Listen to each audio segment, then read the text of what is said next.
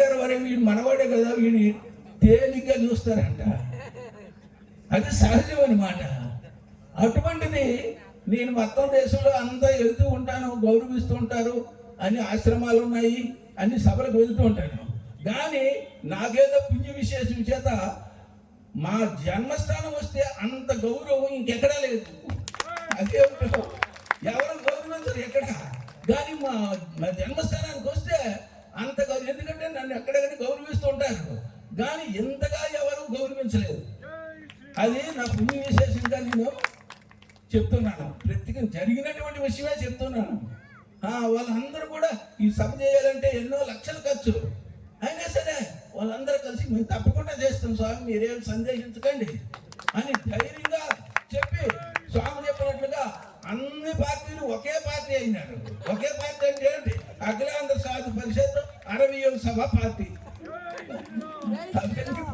పోయి అఖిలాంధ్ర సాధు పరిషత్ 60వ సభ పార్టీ అయింది అనమాట. అట్లాగ అయింది కాబట్టి ఇదంతా కూడా జరుగుతుంది.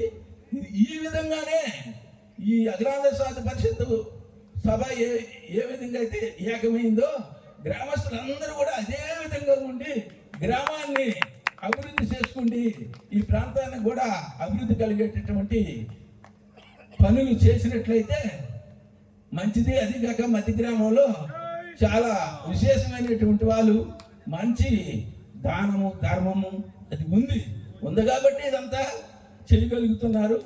అది కాక నాకు ఏదో పుణ్య విశేషం ఉండడం వలన వాళ్ళందరూ కూడా మీరు తప్పకుండా మీరు స్వామి మీరు ఏం చేయక్కర్లేదు, మీరు కార్యక్రమాలు చూసుకోండి అంతే, మీరు ధ్యానం జపం చేసుకోండి, మేము అవన్నీ చూసుకుంటామని ధైర్యంగా చెప్పి ఎంత వైభవంగా చేస్తున్నారంటే భగవంతుడి యొక్క అనుగ్రహం కూడా ఉంది. మనం అనుకుంటాము కానీ మనం అనుకుంటే పని అయిపోదు, భగవంతుడి యొక్క అనుగ్రహం కూడా ఉండాలి. ఇప్పుడు లైట్ వెలగాలంటే రెండు ఏమిటి ప్లస్ మైనస్ రెండు కలిస్తేనే అది వెలుగుతుంది, లేకపోతే అది వెలగదు. మనం అనుకుంటే వెలగదు అది. అట్లాగే ఇప్పుడు ప్లస్ మైనస్ రెండు కలిసాయి అనమాట. అంటే వాళ్ళ ప్రయత్నం ఉంది, భగవంతుడి యొక్క అనుగ్రహం కూడా ఉంది. కాబట్టి ఇంత వైభవంగా ఇంత విశేషంగా మీరు కూడా ఇంత జనం వస్తారు. వాళ్ళకు కూడా సంశయించినారు, స్వామి అక్కడ పెడితే ఊళ్ళోనైతే జనం అంతా వస్తారు, కానీ అక్కడ పెడితే జనం ఎక్కడి నుంచి వస్తారు, దూరం కదా అని అన్నారు. కానీ అట్లాగేమి కాదయ్యా, అది మహాసభ, మహాత్ములందరూ వస్తారు, తప్పకుండా అక్కడ పెడితే మంచి అనుకూలంగా ఉంటుంది అని అంటే, మరి ఆ స్వామి చెప్పినట్లుగా మనం చెప్తే కాదని అన్నారు అని ఇక్కడ పెట్టడం జరిగింది. ఇదంతా కూడా భగవంతుడి యొక్క అనుగ్రహం చేతనే జరుగుతుంది. శివుని ఆజ్ఞ లేకుండా చీమైనా కొట్టదు, శివుడు ఆజ్ఞ లేకపోతే చీమ కూడా కొట్టదు. ఇప్పుడు మనం ఎక్కడ ఇద్దరం కూర్చున్నాం అనుకుని ఒక ఆయన చీమ కుడుతుంది, ఒక ఆయన కొట్టదు. ఎందుకు? ఆయన కుట్టేటటువంటి ఈశ్వరుడు ఆజ్ఞ అయ్యింది అనమాట. అట్లా ప్రపంచంలో ఏది జరిగినా ఆ భగవంతుడి యొక్క అనుగ్రహంతో జరుగుతుంది తప్ప మన అనుగ్రహంతో మనం అనుకుంటే జరిగిపోయినట్లయితే మనం అనుకుంటున్నవన్నీ జరిగిపోవాలి. అట్లా జరుగుతుంది ఎవరికైనా, అట్లా జరగలేదు. మనం అనుకున్నట్లయితే జరిగినట్లయితే మనం అనుకున్న పనులన్నీ అవ్వాలి. మనం వద్దనుకుంటే ఆగిపోతే మనం వద్దని పనులన్నీ ఆగిపోవాలి. అట్లా ఏది జరగలేదు.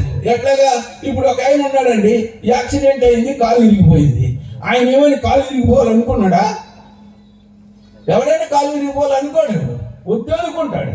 వద్దనుకుంటే మాత్రం మానుతుంది అది. ఎందుకు?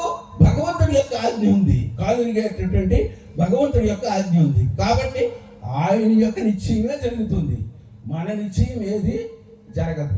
అయితే మనం ప్రయత్నం చేయాలి, పురుష ప్రయత్నం చేయాలి. పురుష ప్రయత్నం చేసినట్లయితే దైవ సహాయం వస్తుంది. అప్పుడు అది ఆ పని అనేటువంటిది ఆ పని సంపూర్ణంగా అవుతుంది. ఈ ప్రాంతం ప్రజలు మధ్య వాళ్ళే కాదు, ఈ ప్రాంత ప్రజలందరూ కూడా ఎంతో ఉత్సాహంతో ఎంతో సంతోషంతో రావడము, అదేవిధంగా సహకరించడము, ఈ విధంగా అంత కలిసిమెలిసి ఉండాలండి. కారణం ఏమిటి అంటే కలిసిమెలిసి ఉండడం అనే దాన్ని ఏంటి ఐకమత్యమే మహాబలం అన్నారు. ఐకమత్యం అనేటువంటిది ఒక మహాబలం. ఎట్లాగంటే ఇప్పుడు గడ్డి వాము ఉందండి, గడ్డి వాము దగ్గర ఏనుగుని విడిచిపెట్టామనుకోండి, విడిచిపెడితే అది ఏం చేస్తుంది? ఒక 5 నిమిషాల్లో మొత్తం గడ్డి అంతా తినేస్తుంది. అదే ఆ గడ్డి ఇంటు ఇంటంటే ఒక తాడు తయారు చేసి దాన్ని కాలు కట్టేమనుకోండి, కాలు కడితే పర్వతం లాంటి ఏలికి కూడా అట్లే నిలబడి ఉంటుంది. అది ఐకమత్యానికి అంత బలం ఉంది. ఈ ప్రాంతీయ ప్రజలందరూ కూడా ఈ విధంగా ఈ కార్యక్రమం చేసి ఏ విధంగా అయితే చేస్తున్నారో అందరూ కూడా అదే విధంగా ఐక్యమత్యం ఉండి, ఇక్కడ కార్యక్రమం కాదు ఎక్కడైనా సరే, ఏ ఊర్లోనైనా సరే ఈ ప్రాంతంలో జరిగినట్లయితే అందరూ సహకరించి ఆ ఆనందానికి అద్దు లేదు, కలిసి ఉండేటటువంటి ఆనందానికి అద్దు లేదు. అందుకనే పండగ రోజున ఏం చేస్తారు, పండగ రోజున అందరూ బంధువులు అందరూ రావాలంటారు. ఏమి బంధువులు రాకపోతే పండగ ఆగిపోతుందా? మన పూర్వీకులు ముందే ఆలోచించినారు, వీళ్ళు ఒకరినొకరు కలవరు అని ఇవన్నీ పండగలు పెళ్ళిళ్ళు ఇవన్నీ పెట్టారనమాట, కలవడం కొరకే. ఇప్పుడు వివాహం ఉందండి, వివాహం ఉంటే వాళ్ళ మేనమామ వస్తేనే వివాహం చెయ్యాలంటాడు వీడు. ఎందుకు? వాళ్ళ మేనమామతో ఏం సంబంధం ఉంది? అమ్మాయి ఉన్నాడు అబ్బాయి ఉన్నాడు వివాహం అయిపోతుంది కదా, మేనమామతో ఏం సంబంధం ఉంది? సంబంధం లేదు, లేకపోయినా పల్లె అవుతుంది. కానీ ఈరోజు మేనమామ వదిలేశాడు, రేపు తాతను వదిలేస్తాడు, అలా అందరినీ వదిలేస్తాడు. అందుకనే వాళ్ళు ఏం చేసినారు, నియమం పెట్టిస్తున్నారు అనమాట. అందు గురించి ఆ కలిసిమెలిసి ఉండడంలో ఉన్నటువంటి ఆనందము దేంట్లో లేదు. ఇప్పుడు ఇక్కడ చూస్తుంటే ఈ మండలంలో ఉన్నటువంటి వాళ్ళు అందరూ వస్తూ ఉన్నారు, వీళ్ళందరూ కూడా వాళ్ళ దగ్గరికి పోయి చెప్తూ ఉన్నారు.